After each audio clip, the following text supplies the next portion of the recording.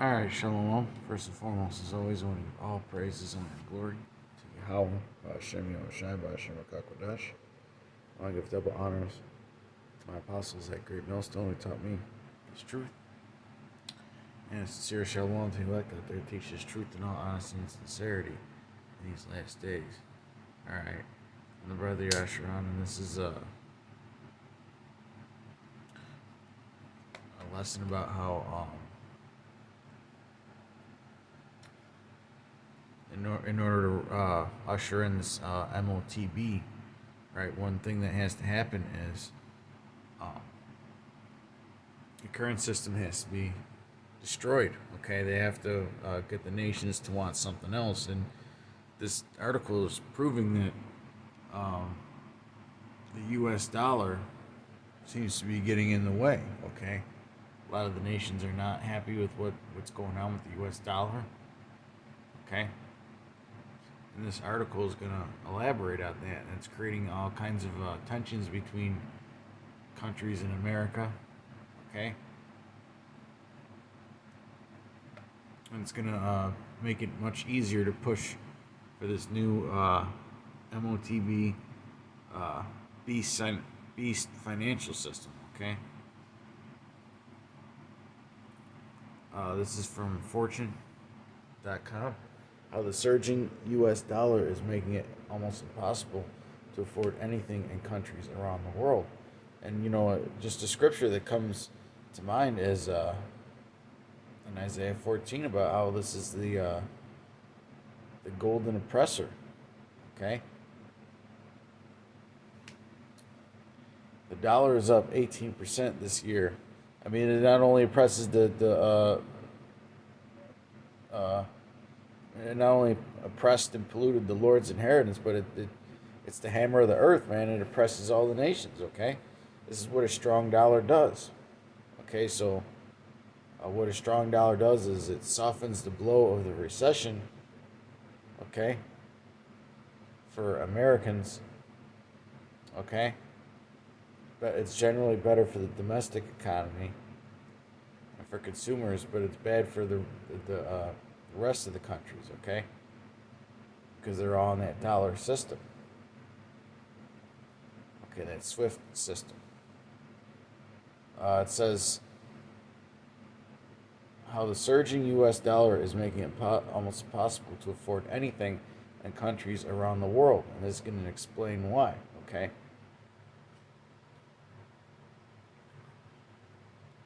The dollar is up 18% this year, and last month hit a 20-year high, according to the benchmark ICE U.S. Dollar Index, which measures the dollar against a basket of key currencies. The cost of living in Cairo has soared so much that security guard Mustafa Gamal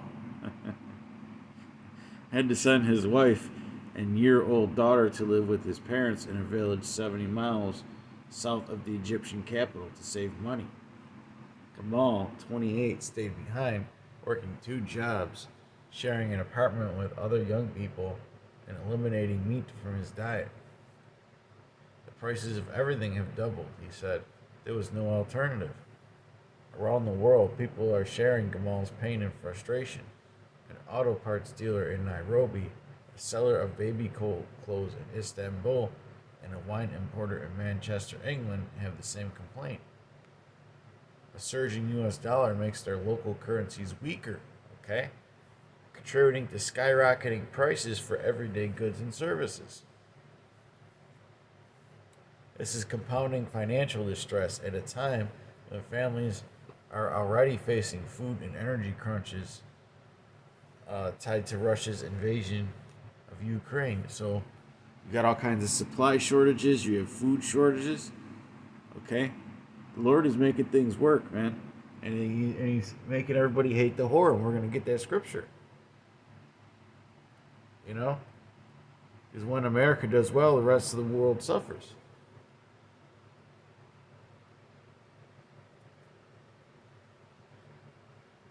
A strong dollar makes a bad situation worse in the rest of the world, says Aswar Prasad, a professor of trade policy at Cornell University Many economists worry that the sharp rise of the dollar is increasing the likelihood of a global recession sometime next year. Okay?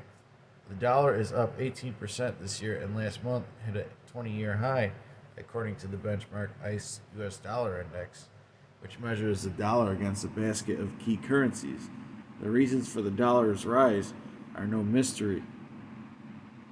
To combat soaring U.S. inflation, the Federal Reserve has raised its benchmark short-term interest rate 5 times this year and is signaling more hikes are likely. Okay, and they were big hikes too. I believe 4 of them were 0.75. Okay, which they didn't raise it 0.75 basis points in over 20 years.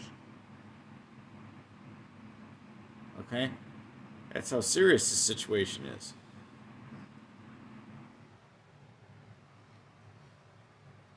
The house of cards has fallen. Okay.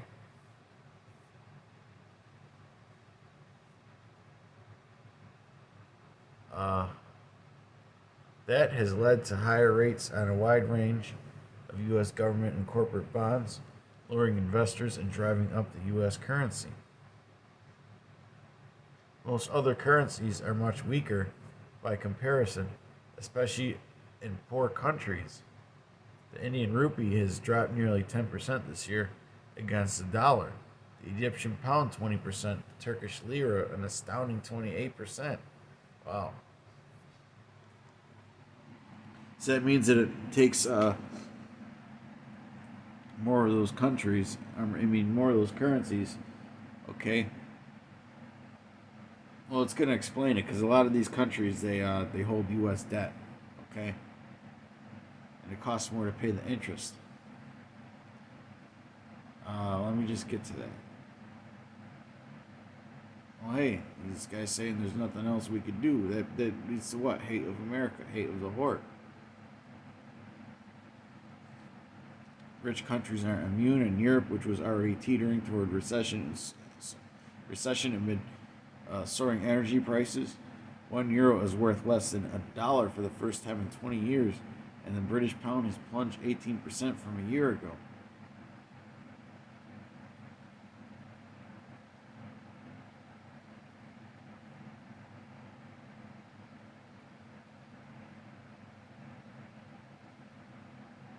A rising dollar is causing pain overseas in other ways. It makes other countries' imports more expensive, adding to existing inflationary pressures.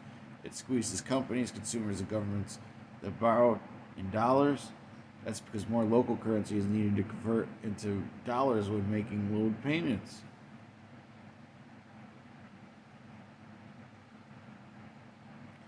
All right, it forces central banks in other countries to raise interest rates.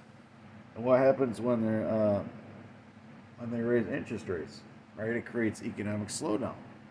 Okay, they're trimming the fat. They're putting the squeeze on. So if the whole world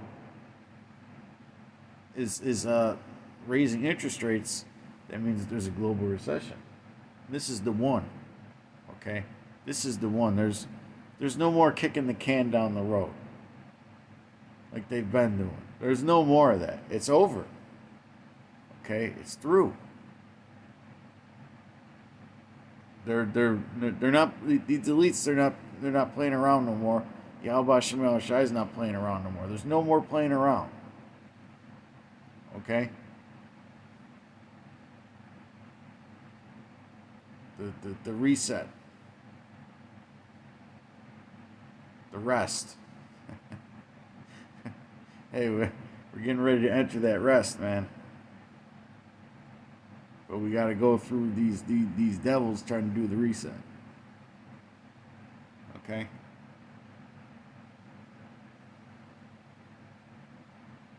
It forces central banks in other countries to raise interest rates to try and prop up their currencies and keep money from fleeing their borders.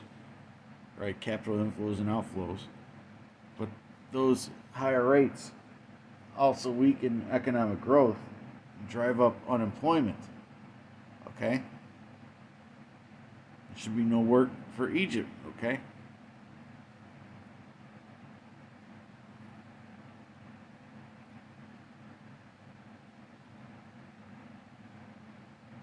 there's any more.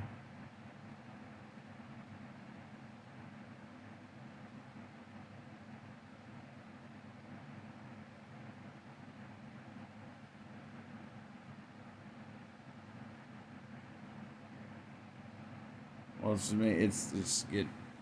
getting a little too carried away here. All right.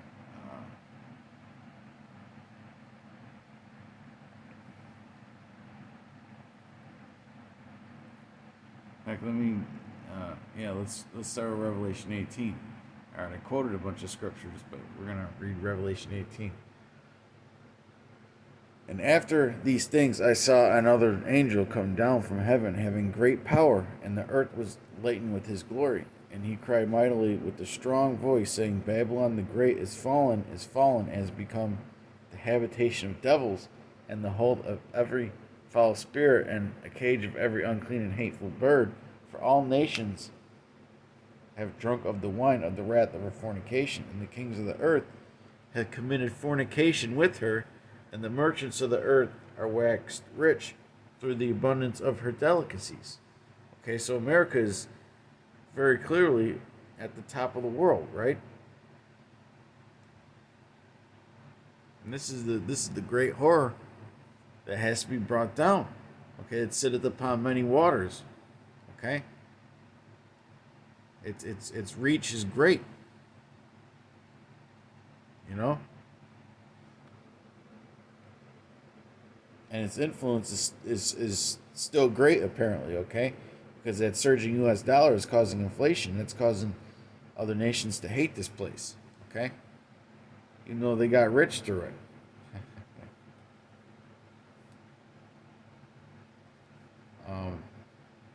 Right, Revelation 18:7.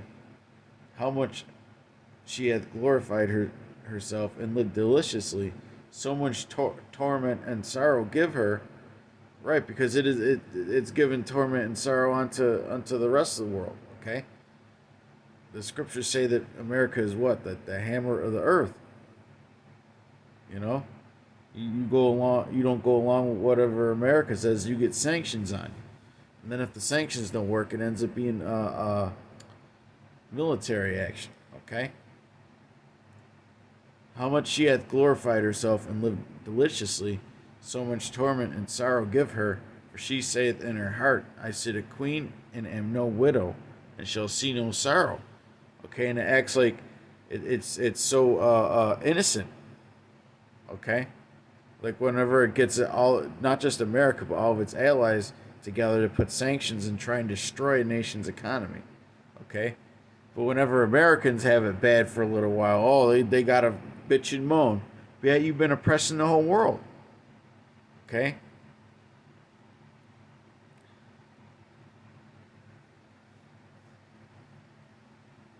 And the scriptures say that what? This is the rejoicing city that dwelt carelessly. Okay, and this is the rejoicing place that said what? That there is none else beside me. Zephaniah 2:15, this is the rejoicing city that dwelt carelessly and said in her heart, I am and there is none beside me. Okay? How is she become a desolation? And this is why these other nations, they're really starting to hate this place. Okay? Even Americans don't like America. How is she become a desolation, a place for beasts to lie down in? Everyone that passeth by her shall shall hiss, whiss. It's like, shall hiss and wag his hand. I was reading too fast there. Right, but this place is lived deliciously, man. Unless you're like Ukraine or something, it doesn't give a shit about you. Okay? And all these back and forth picket side tensions, it's going to lead to World War III, man. And you got to wonder, with all this surging dollar, you know, these nations are going to start to show more favoritism towards America's enemies. You know?